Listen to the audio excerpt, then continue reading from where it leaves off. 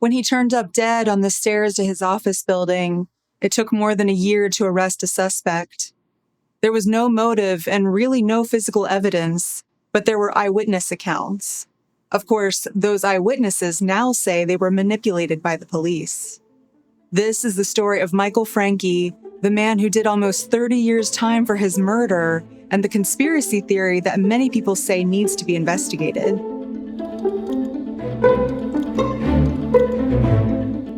Hi friends, I'm Katie, and this is Katie Does Crime. Thank you for joining me for the first time if you're new here. I'm a Midwesterner who now lives in New York City, putting my writing degree to use by researching true crime cases that interest me, and hopefully you. And hello to the usual rapscallions and reprobates. Please consider subscribing or joining me on Patreon if you'd like to hear more true crime stories. I'm sorry that I can't remember who suggested this case to me, but I've had a Firefox tab open reminding me to research it for ages. And I do appreciate when you comment with things you'd like me to cover, but I put this case off for a little while because it's involved and it's confusing. The first article I could find on the internet was from OregonLive.com, basically saying, there is no conspiracy involving the death of Michael Franke. This was in 2005. But of course, if you know anything about this case, you know it got a lot more complicated in the years after that. It started in 1989 when 42-year-old Michael Franke was a man with a mission in Oregon. The governor had tasked him with overseeing an expansion of the state correctional system as the prison chief. The public at the time wanted to see criminals rot, and the governor made it his goal to see that they did.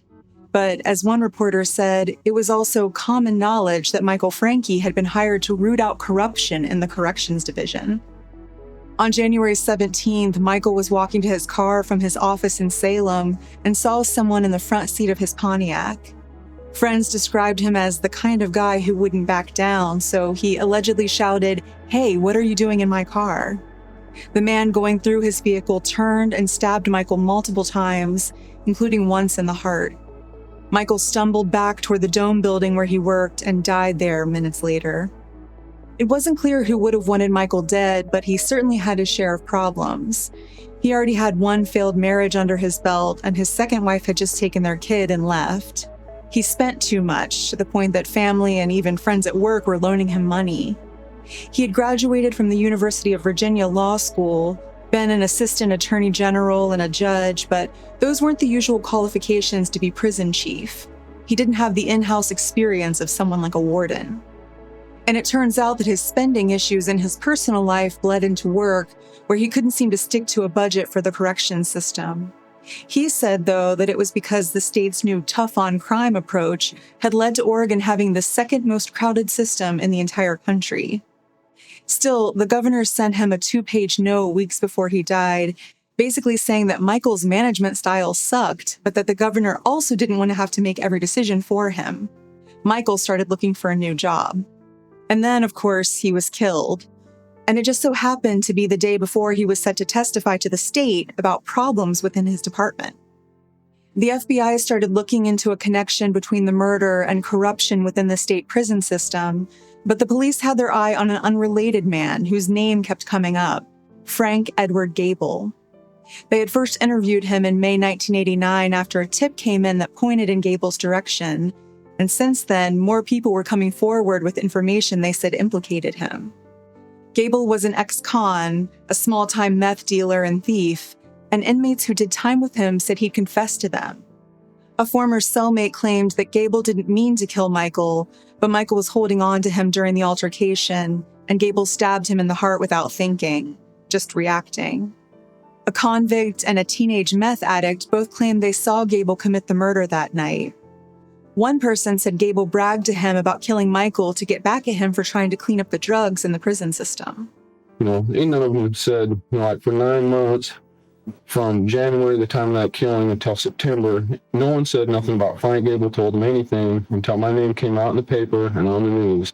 And everybody just kind of jumped the bandwagon, it's like, drop my charges, I got all this good information, But that's the type of people I'm on. Them drug people, they don't care if, they'll sell their own mom out, to get out of jail or, to get their next fix, because they just want out of jail. They don't care. They could care less about me or you or anybody else. And that's why I started working for the police. And if they don't like it, too bad, so I'm going to get out and do it again. Well, let's see if we can get this straight. What did you tell state police? I told the state police I believed I didn't leave home until about 8:30 that night, and that I went over to Chris O'Willow's house with him and two other girls that was there, that his roommates, and stayed there the rest of the evening. Chris and I may have went out, and did a couple transactions with some drugs or something, but I'm not, like I'm saying, that's 6 months ago. I'm not positive. Yeah. I'd love to sit here and tell you, yeah, I was here from this time on, but I can't do that. And I'm not, going to just create some fabricated little lie. If you had the Frankie brothers sitting here, what would you tell them? I would tell them that I hope that the right person is charged in that crime and that he goes down. And that right person is not me. And I feel real sorry that they've had to go through all that they've had to go through. I mean, them people went through a lot. His family for over a year now. I mean, names out in the paper every day. I mean, Mrs. Frankie has to be going through hell. I mean, it's bad for me, but it's like, every other day there's something, new link about this or new link about that. And it's just dragging on and on. And it's to the point now, it's like, I think a lot of people are getting frustrated and they need to charge somebody. And like I said, I think that somebody, may be me if they're trying to just, make it look like there's a charge, even if I don't go down on it, because a charge isn't a conviction.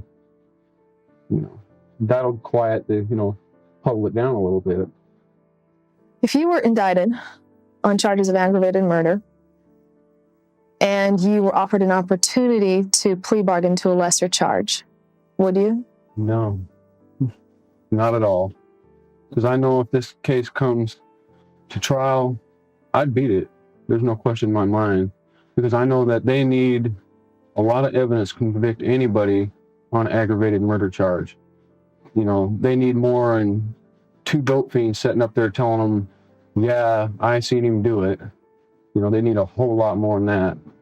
And I know I'm not the killer, so I know they don't have no evidence on me. So we're taking it to trial all the way. So finally, Gable was arrested in April 1990, more than a year after Michael was killed. He said he didn't do it, and honestly, there wasn't a lot to connect him to the murder other than hearsay. Michael's clothes were so soaked with his own blood that DNA testing couldn't reveal anything.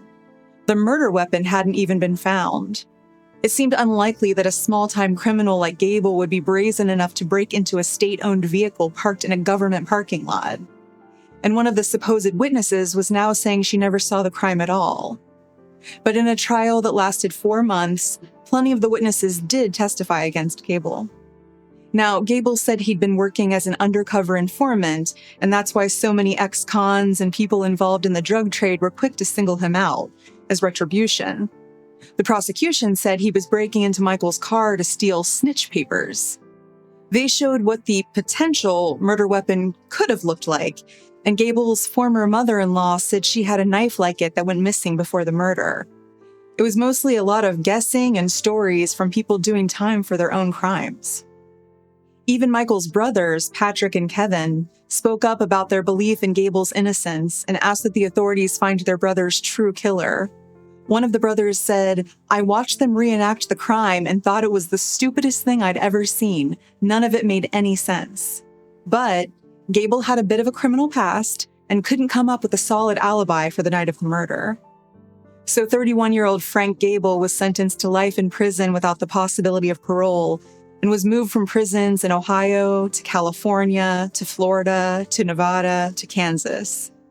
He changed his name to Frank J. Different Cloud, citing his Native American heritage, and began making Native-themed drawings with pencil and quote-unquote whatever he could get color out of. I hope he'll allow me to continue calling him Gable here just to avoid confusion. He married a pen pal of about 4 years while he was in the Lansing Correctional Facility in Kansas in his prison jeans and blue shirt. He got an extra hour of visitation with her and his family that day after the ceremony. Over the years, Gable petitioned the Oregon Court of Appeals and the Oregon Supreme Court to release him, starting as far back as 1994. All of his efforts failed. But he insisted he was innocent, and people kept coming around to his side. He already had the brothers of Michael Frankie. They'd been advocating for him since the trial, which says a lot to me. A columnist at the Oregonian wrote more than 60 articles about Frankie-gate and how the police had neither a murder weapon nor a motive for the killing. By 2014, even Gable's ex-wife was saying she was sure he didn't do it. At the time of the trial, Gable's then-wife said she didn't know where he was the night Michael was murdered, but he certainly wasn't at home with her. Years later, she saw an old eviction notice she and Gable were served and realized she'd been wrong. The two had a party at their apartment where people got rowdy and one person shattered a plate in the parking lot. The next day, she and Gable were evicted. And their eviction notice came on the day after Michael was murdered, so Gable couldn't have been the one committing the murder if he was also the one at home throwing the party with the plate smashing. Gable wrote a petition in 2007 by himself, but in 2014 he got help from public defenders in amending it for one last try at appeal. This time they had new evidence on their side, the fact that 8 witnesses who had implicated Gable at trial had since said they were lying at the time. His lawyers cited the lack of physical evidence, and at one hearing they even showed a video of another man confessing to the murder. The last oral arguments in the petition case took place in November 2016, and then Gable and his many supporters just sat and waited for 2.5 years. And although it's extremely rare for this to happen, in April 2019, a federal court sided with the now 59-year-old Gable. In a 94-page ruling, the judge laid out the problems with the original investigation into the murder. It seems like the witnesses who had since said they were lying about Gable really had an effect on the judge. And I know, it's like, why would you trust these people who were convicts or involved in the drug trade to be telling the truth now? But the judge noted that none of them are related to Gable, none of them are friends with him, and in fact, many of them had bad relationships with him at the time. They had reasons to try to put him away. One person said Gable owed him money, and 2 others believed he snitched on them to police and got them arrested. 2 of them had actually recanted their stories even before his trial, and 3 others had told friends that their testimony at trial would be false. It wasn't entirely their fault, though. The judge said that the police manipulated and coerced these witnesses into false testimonies. One man said that during his many lie detector tests, he kept saying that he wasn't a witness, that he didn't see anything on the night of the Michael murder. But the police threatened the man and his family to the point that he was willing to lie at trial. Another man said the police yelled at him until he said what they wanted him to say. Experts say that the more someone is given a polygraph test, the less reliable the results are. In this case, one witness alone was given 23 of these tests. The judge also noted the fact that although some evidence actually cast suspicions on other men, that was completely excluded from Gable's trial. Not only did this violate his 6th Amendment right to confront witnesses, but also his 14th Amendment right to present a complete defense. Gable's lawyers at the time didn't take issue with these errors on the part of the court, so the judge now ruled that they had provided ineffective counsel. The federal defender for Oregon said, "No one should have confidence in the 1991 verdict." The judge wrote about witnesses who were made to take lie detector tests over and over, threatened until they came up with the story the police wanted to hear. The now retired deputy who oversaw the investigation at the time said, "We did what I thought were pretty incredible things to get to the truth. Most of the people we were dealing with were on crank. It was a covey of incorrigibles. It took a lot of work and an awful lot of money." And the funny thing is that he was defending the investigation when he said this. He thinks doing pretty incredible things to get to the truth is a good thing, when it reads very differently now that you know how many witnesses say they were manipulated. The judge said that no reasonable juror would find Gable guilty based on the complete picture. A federal appeals court affirmed the decision. Gable needed to be retried or released within 90 days, so the district attorney had 2 prosecutors start to reevaluate his case and trial, all the thousands of pages of records, interviews, and transcripts. On June 28, 2019, Gable left prison while prosecutors continued to appeal his release and fight against him. They said he was a danger to the community, I guess because he was convicted on robbery charges twice in the past, and because his ex-wife said he had once broken her arm and cut her leg in separate assaults. I'm not saying he was a particularly good guy back in the day, but I'm not sure the community was in danger because of him. He talked to Michael Frankie's brother, who has long been his supporter, on the phone after his release, and Kevin Franke said they quote-unquote blathered like babies for several minutes before they could get any talking in. Gable was picked up by his wife, Rainey Storm.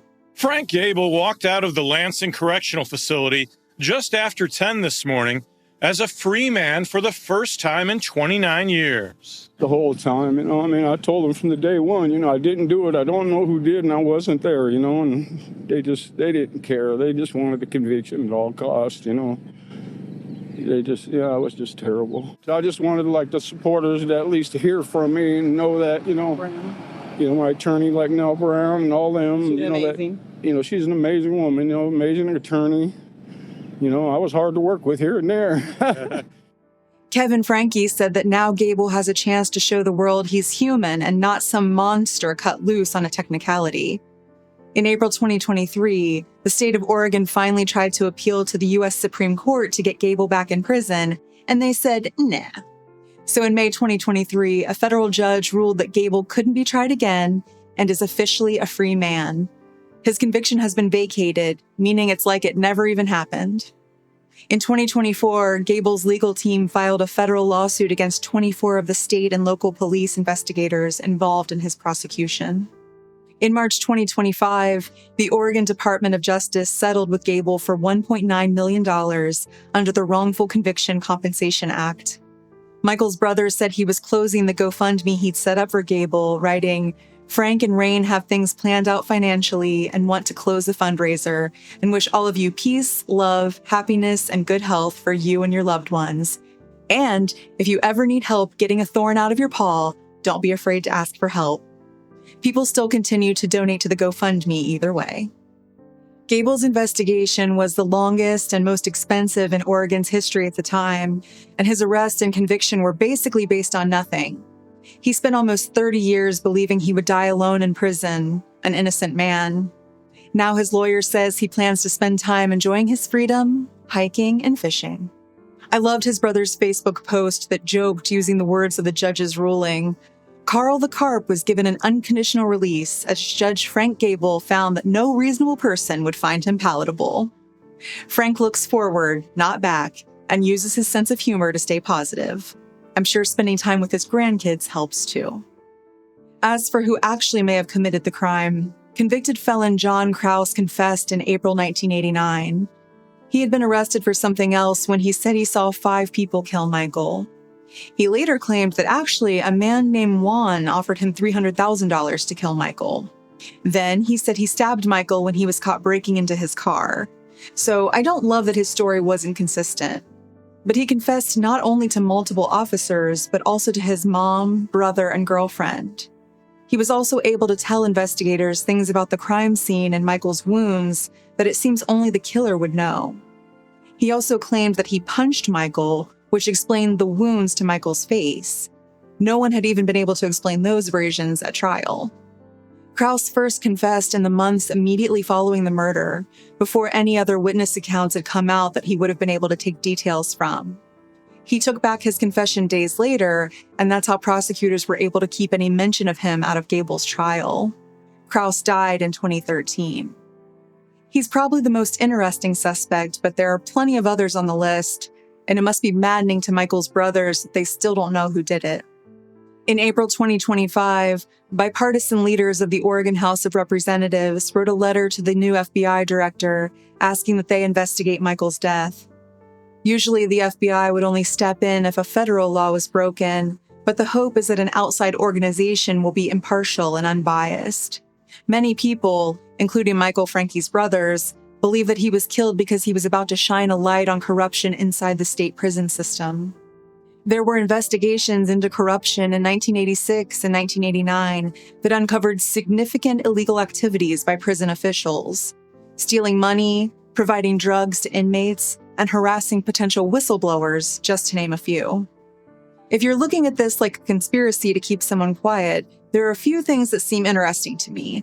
Like, Michael's assistant went looking for him on the night he was killed after his car was found with the door open, and this guy somehow missed Michael's body on the office steps twice. A gun was found in Michael's home, and his brother believes he needed to arm himself because he was going to expose an organized criminal element of important people. And the reward being offered for information about the murder was small enough that skeptics think those in power wanted the story to just die. If you don't offer enough money to make it worth people's time, they won't come forward with what they know. But the Inspector General of the Oregon Department of Corrections at the time said, yes, there were acts of incompetence that we discovered, but we didn't find some grand corruption. It just wasn't factually there. When those investigations uncovered the wrongdoing by prison officials, it was treated as a personnel matter and handled internally. One state senator said, I think that both of the investigations into corruption and into Michael Frankie's murder should continue. I am not convinced at this point that those two things might not intersect at some point. It's so hard to know what to believe in cases like this because even the local newspaper kept trying to cast doubt about Gable's innocence. I read one article where they said one of the witnesses only came forward to say he was lying after being paid $1,000 by a pro-Gable website. The owner of the website said he was just giving the witness the means to disappear for a while because telling the truth was definitely going to put some heat on him. The paper also reported that the witness first said he knew nothing about the murder, but then told the police that he had seen it firsthand. And the newspaper uses this as a way to cast doubt on the witness's credibility when it actually might just show that the police coerced him into lying. The case is interesting enough that a movie with Angelina Jolie was made about it in 1995 called Without Evidence. You'll have to tell me if it's true to the facts because I don't usually watch films with a rating of 3.9 on IMDb. As always, please let me know what you think about this case in the comments. Thank you for tuning in today. I'm just a true crime fan like you are, and I really appreciate you taking a chance on me. Please like and subscribe to my channel if you like spending this time together. I would be so appreciative. Until next time, I'm Katie, and this has been Katie Does Crime.